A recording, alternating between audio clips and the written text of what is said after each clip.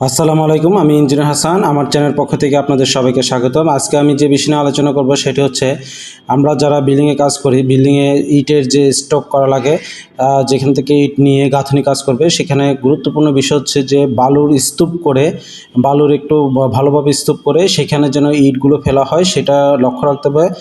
আর খেয়াল রাখতে হবে যে কলামের কাছাকাছি, কলাম এবং বিম যে যে স্থানগুলোতে আছে কলামের কাছাকাছি আমরা ইটের স্টক দেব। আর একদিনে সর্বোচ্চ একই জায়গায় 1000 অথবা 500, সর্বোচ্চ 1000 স্টক দেওয়াটাই সবচেয়ে নিরাপদ, ভালো। তো আপনারা চেষ্টা করবেন যে 1000 করে, প্রয়োজনে চারিদিকে বিভিন্ন স্টক রাখতে পারবেন। আর স্ল্যাবের মাঝে রাখা যাবে না, এটা খেয়াল রাখবেন। স্ল্যাবের মাঝে কখনো, যেখানে সাপোর্ট নাই অর্থাৎ নিচে কোনো বিম বা কলাম নাই, সেখানে রাখা যাবে না। চেষ্টা করবেন এই যে এখানে দেখুন, এই কলামগুলোর পাশে বিম আছে, উপরে সিলিংটা দেখলে আপনারা বুঝতে পারবেন কলাম বিম যে স্থানে আছে সেই স্থানগুলোতে ইটের স্টক দেওয়ার চেষ্টা করবেন।